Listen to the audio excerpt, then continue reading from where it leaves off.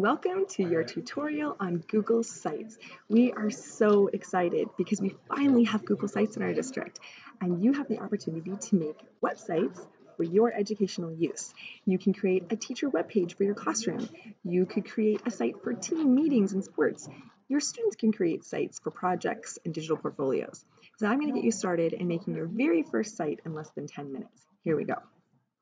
The first thing we need to do is we need to go to sites.google.com, and you need to make sure that you are logged in to Chrome with your ECSD email and password. Once you get here, your first step is to go to the New Google Sites, which will be on the left-hand menu at the bottom. Once it launches you to your new Google Sites, you probably won't see anything here. I do have a few sites on the go already, but what you're going to be looking for is the plus symbol in the bottom right-hand corner. This is your new Google Site creation button. And in just a couple of seconds, your site has been launched. So I'm going to take you through some of the basics of launching your very first site. Number one is we want to be able to name your site. So there's a couple of ways that you can name it. First, up in the top left-hand corner where it says Untitled Site, this is actually a directory for you. You can title your site whatever you want to keep track of all of your different sites that you may have. Nobody will actually see what you call your site. This is just for organizational purposes within your Google Drive. I'm going to call it Mrs. Sophie Grade 5 Site.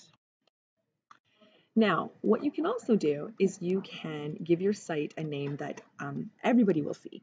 And so in my case, I'm going to leave it the same for my navigation purposes as well as for what I'd like the world to see. I notice here it gets a little bit cut off. Maybe I'll just shorten my title here a little bit so that it all fits. So now that I have this in here, I want to be able to give my landing page a title. And so each page that you can put in your site can have its own individual title. So I'm just going to call this my welcome page for my students to be able to see first. So far I've created a site, I've named my site, and now I can select a background image and a header type and theme. So right here, I've been given a default gray image, but if I sort of hover over it, I can notice first of all that I can change that background image. And what's really nice is I can of course, upload a banner image if I happen to have one that I'd like to load up to my site. Or I can select an image from some of the many beautiful images that have been preloaded and pre-sized to be able to fit on the website. What's really great is it will automatically adjust for readability, which is exciting because you don't have to be a web designer to do this. I can also search for an image, a copyright-free image within Google Search right in here, as well as my Google Drive.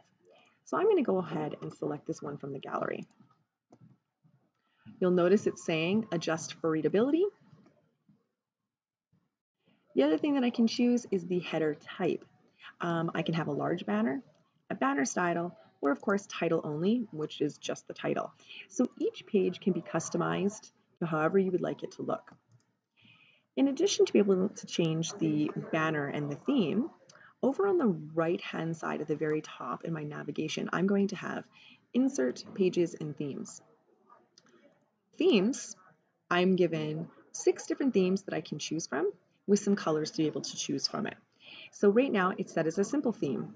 I could change it to Aristotle, Diplomat, Vision, Level, Impression. So it will automatically adjust the font, the color scheme and palette that goes with it, and it's just one of those, it's predetermined, pre-programmed.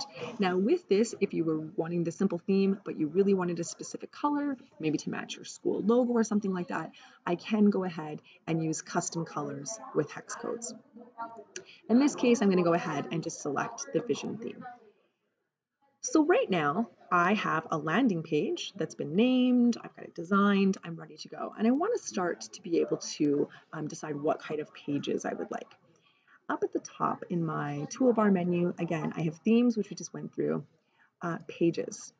This is going to determine how many pages you have on your site. This doesn't all have to be done at once. You can do this as you go and as you're building. And so right now, maybe I'm going to add a page for a specific subject area.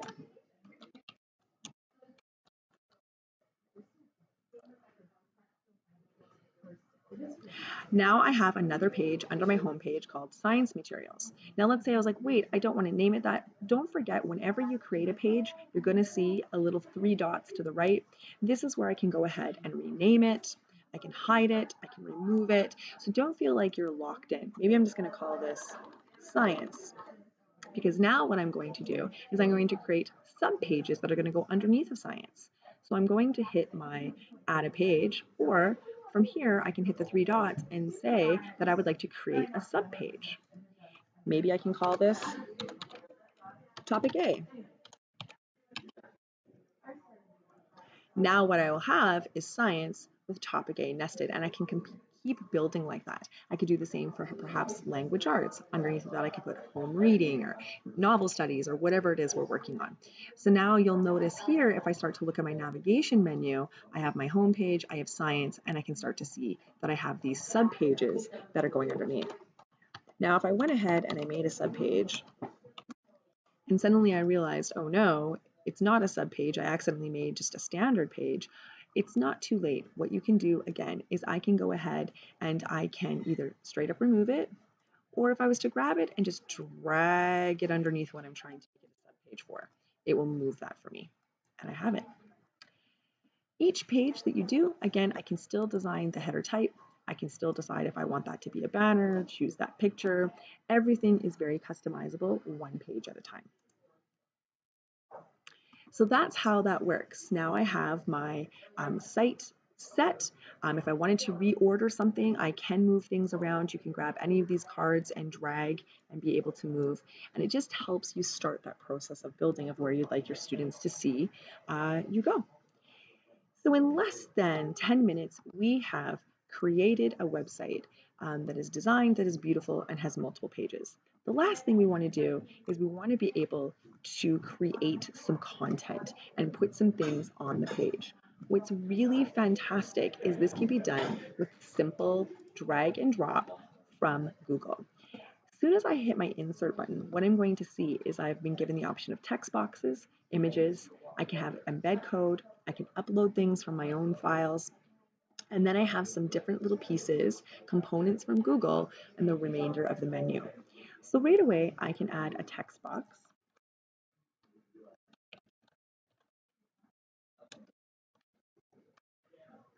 I can change that from normal text, or I can also make it be a title, a heading, a subheading. So it does help you with that. I can change how I'd like it aligned. If I want to maybe center it, I can also make this a hyperlink. So I can create those links to specific pages. Once that's in here, perhaps maybe I want to add an image. So I can paste it, I can search for it, I can choose from my albums, I can choose from my Google Drive. Perhaps I have some class pictures and things that I want to be able to put in here.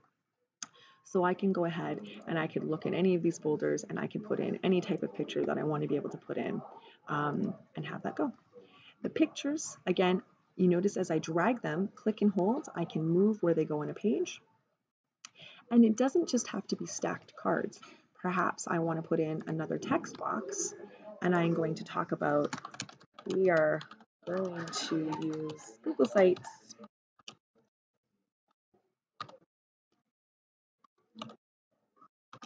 Yay! Perhaps I don't want this text box right here. I want it to be right beside my picture. I simply grab it and I drag it where I'd like it to go. So it's very customizable to what you'd like to see.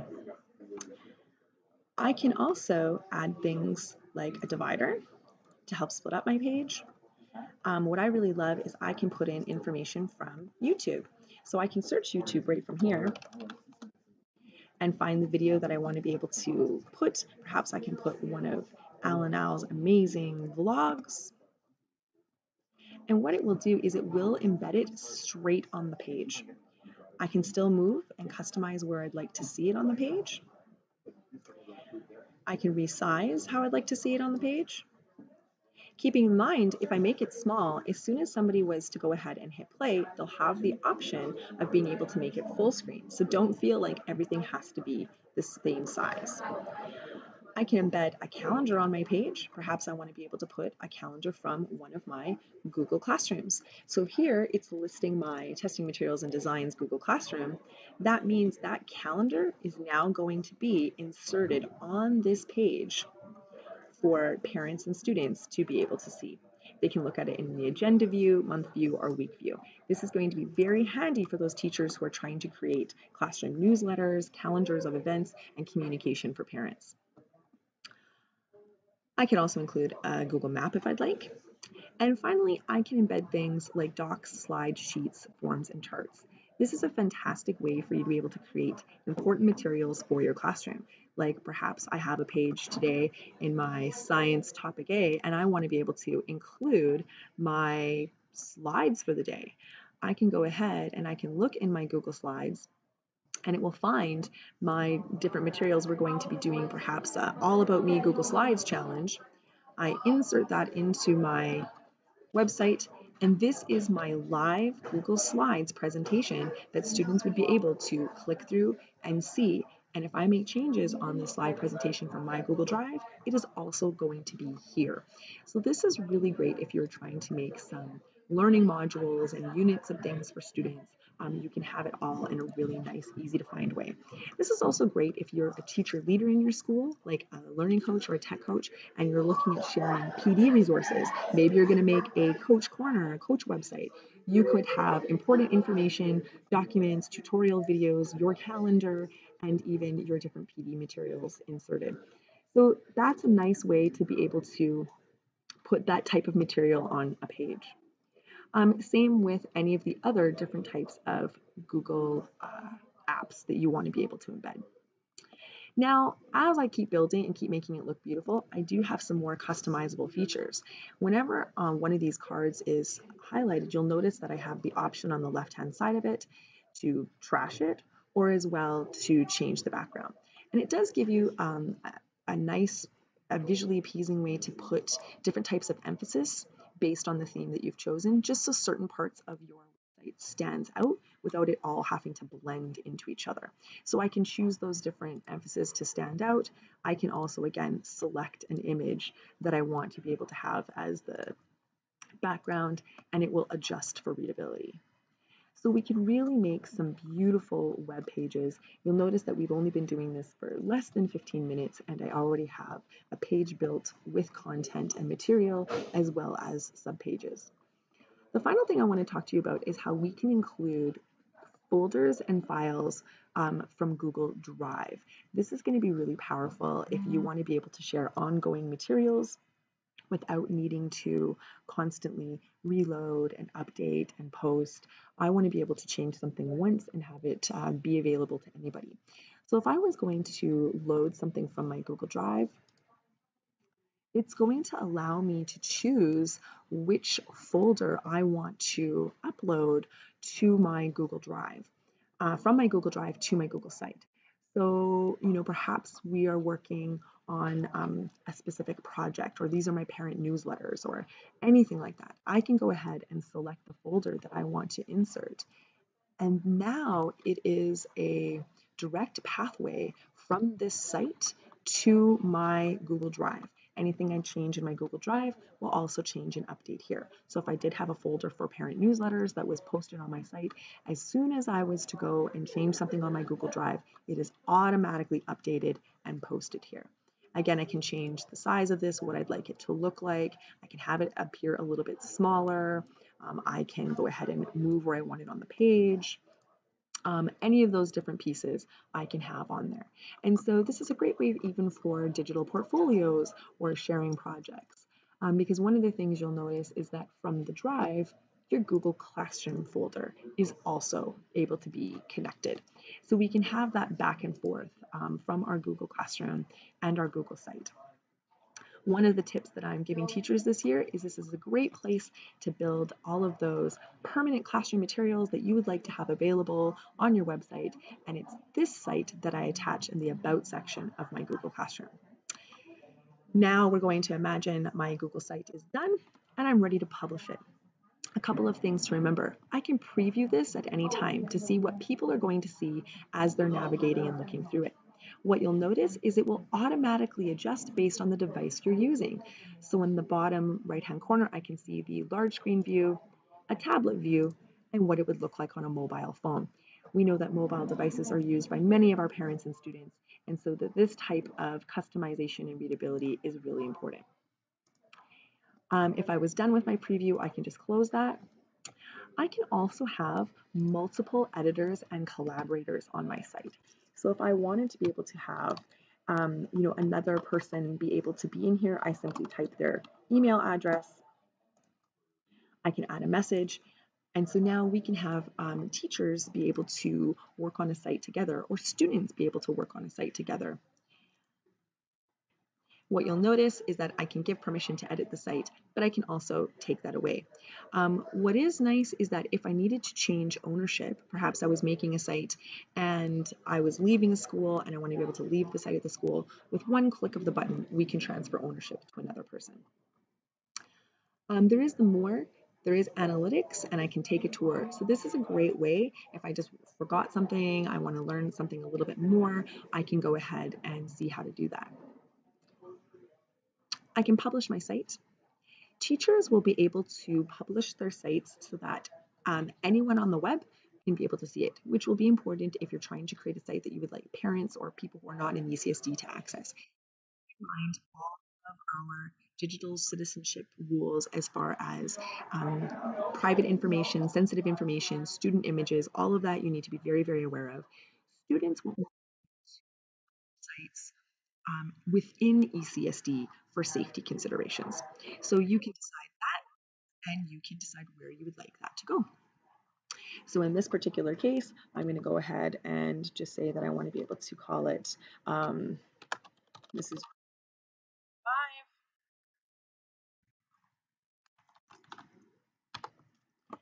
I've given it a name. It's attached where it needs to go. I'm going to go ahead and say publish.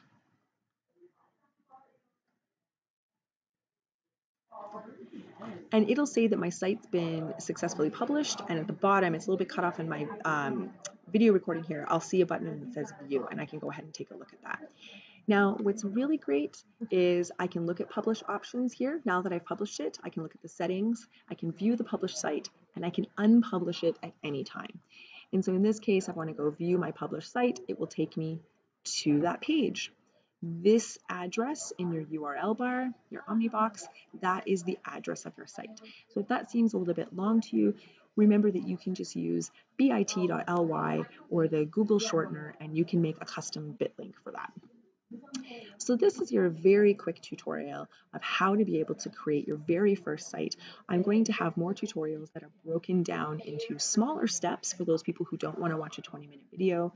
And we will also be offering workshops and teacher PD of how to get this going as well. In addition to this site, I've attached the Google Education, the G Suite Learning Center for how to be able to add content and create a site step-by-step with visual instructions as well.